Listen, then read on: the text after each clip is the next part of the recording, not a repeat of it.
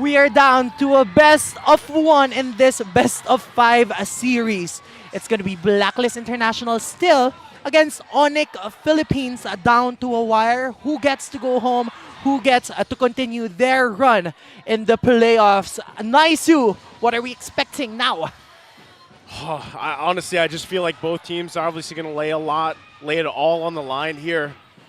Carl Teasy referencing that quote earlier, he's ready. He's wishing both these teams the best of luck.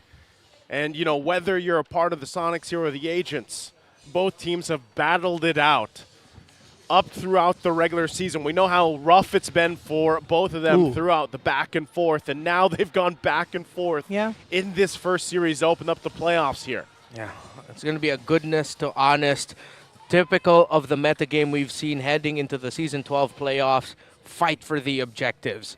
But hopefully these two teams have to consider that they really cannot forget about the side lanes. I feel like that's going to be the X factor here. Which team decides to sacrifice a little bit more control and a little bit more advantage for a little bit more map pressure. Nothing too crazy with our emblems right now. Both Assassin... Quantum Charge City, you're right. It's just like 4-on-4. Yeah, it's going to be a very fast-paced game for both of these teams, given that they both have 4 quantum charges available for them. But I'm interested to look at how this first turtle will pan out, given the fact that both of our mid laners seem to want to get level 4 in the XP. Yeah, it goes back to the old storyline of Sensui and Ryzen, two Class S junglers, top of their game. Sensui has had more iconic Retribution dual wins and performances all throughout, but Ryzen's up there. Well, you can see it. Both teams getting centered around here. 4 versus 4. 4v4. Both gold laners waiting on the top side, so it's up to the rest of the team here. Turtle's going to go ahead and reset. You can see already the tension between the two teams fighting for these objectives. Right now, so far, Turtle has been contested by both of our teams. No one has let go just yet. Edward, with that onward, seemingly catching Cram. And we're going to jump in. Going to have to deal with his own damage. Nether Realm going to be used. Still have to fight it out here. They're going to be pushed back for now. Onic Philippines going to fight for domination of the Sensui wins the Retri battle. Ryzen falls as well. It's the battle of the S-class junglers. And that, in that specific rotation, Blacklist International gets the upper hand. Meanwhile, Oheb at the top is seemingly just controlling momentum and pushing towers as much as he could. Escalero will fall down, but he will be able to back out. And with that 1K gold lead coming from the side of the Agents, while all of these things are happening. Nets losing in the gold lane, and the biggest head scratcher for me, Escalera had the perfect opportunity to use the wild charge to really make sure that they got that. He should have committed that in that scenario. Even though they already got the heavy spin onto Sensui, it's difficult, but there is a small window of opportunity that he can retry. It's very small, but it worked out. And again, Sensui has been doing this all season long. Ever since Season 10, ever since coming into this league, he is a Retribution god. One of the best in the Philippines.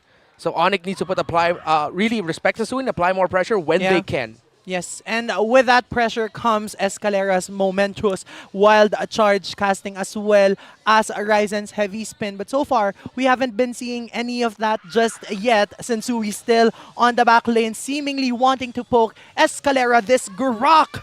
But Renny J will back out, and this is going to be a chill game for both of our teams, supposedly. Well, right now, it's Blacklist tempo.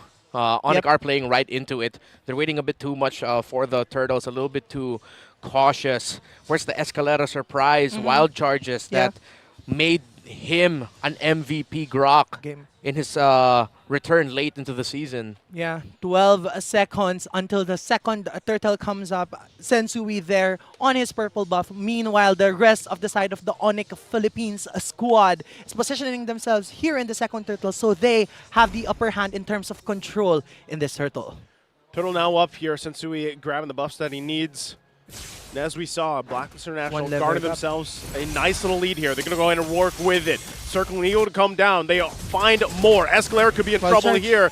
Wild charge and defensive flicker. Fight. The lockdown. Sensui does it again. Gets the second turtle out of the hands of Ryzen. Now going to be focusing on the purple buff as well. Ryzen has nowhere to go. How did Sensui get that? How many times have we said that throughout this season? How did Sensui get that? And Onic, you need to apply more pressure onto Sensui. My gosh. When teams go up against Echo and Carl TZ, they blow everything that they have to get Carl TZ down.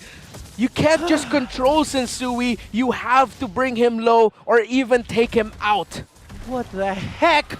2 turtles for the side of Blacklist International while they sweep that bottom lane outer turret. Meanwhile, 2.9k gold lead still in favor for the side of the agents as they want to be able to push this mid lane, but no, they wanted to respect the damage output coming from Super Friends as well as Ryzen's heavy spin.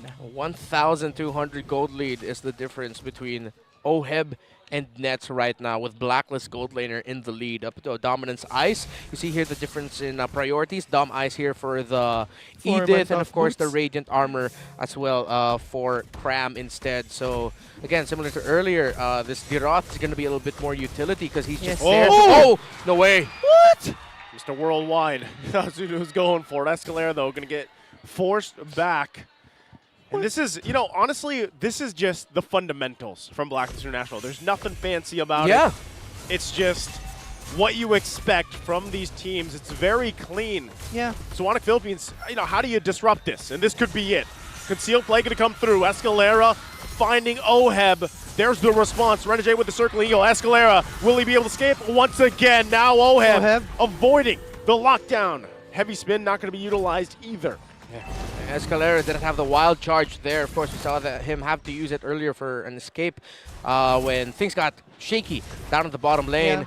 So right now, Blacklist are in control. They can continue this. Oh, they get the heavy spin out. Ryzen able to survive a little bit longer. OHEB could be in trouble here. There's the wild charge, knocking OHEB up. Edward, the next target. Can they get it? Sensui working on the turtle. He gets that. Cram now going to get tossed over. He's the next target. Knocked up. Can't play. Cram's gone. Can't play.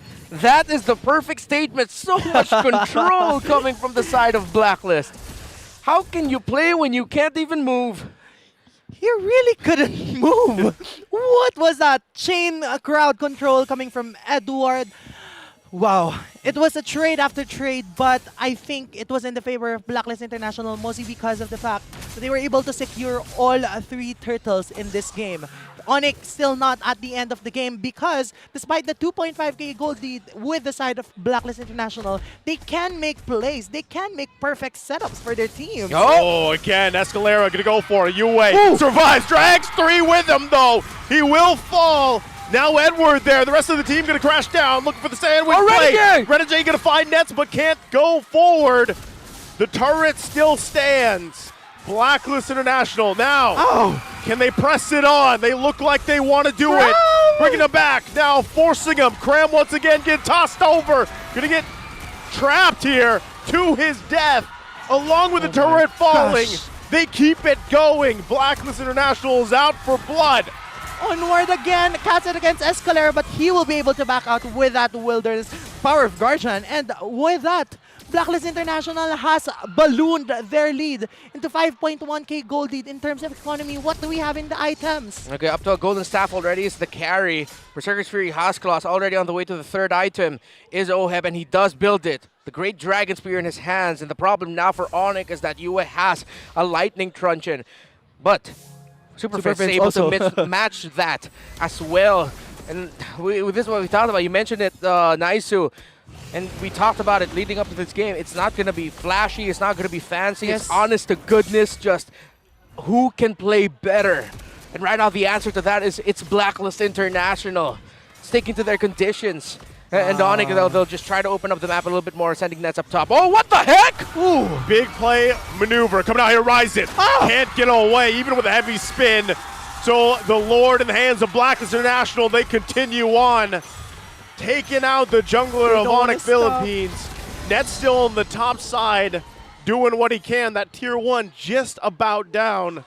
But now Onic has to defend against this Lord push. A 7k advantage coming from the side of Blacklist International with the Lord at their helm. This is what we were talking about, folks. It's funny because we just said nothing flashy, nothing fancy. Blacklist pulled out one of the flashiest plays we've seen this entire series. Yes. That flicker, guiding wind, plus ultimate circling eagle coming from Renegade in combination with Oheb. Wow. It can work so well when they pull it off again. Renegade keeping them on their toes here. They have to defend against this. Sensui sliding on through the wall. There's the heavy spin from Ryzen. Oh! Flicker as well. The turret's finally going to fall here. They keep them alive. Blacklist International now focusing on the bottom turret. They get that. They're happy.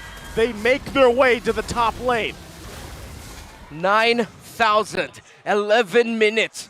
Only one base turret standing here for Onic. Can they hold on, or will Blacklist continue their playoffs run as the third seeded team heading to the playoffs? Cram could be. Oh! Cram is gone again, as well as the turret. Does Blacklist International look to end the game here? They have everything they need. Wave's going to be pushing in. Do they have enough? Do they press the situation? They might look for it. Wave. Waiting for that wave to come in. Might be it. Waiting for that nether realm. They're going to toss them up here. Escalera in trouble. He falls. Their own nether realm going to be used. Do they have enough damage? Onic Philippines trying to hold on for their lives here. The waves push in. Full force. Ryzen pushes them back. Sacrificing himself with a heavy spin. More minions. It's Nets. It's Super Fritz. It's Cram. Defending the base the best they can, but Blacklist International wants to end it here. Another kick goes through, and the code will continue on into the next phase of the playoffs as they send Onic Philippines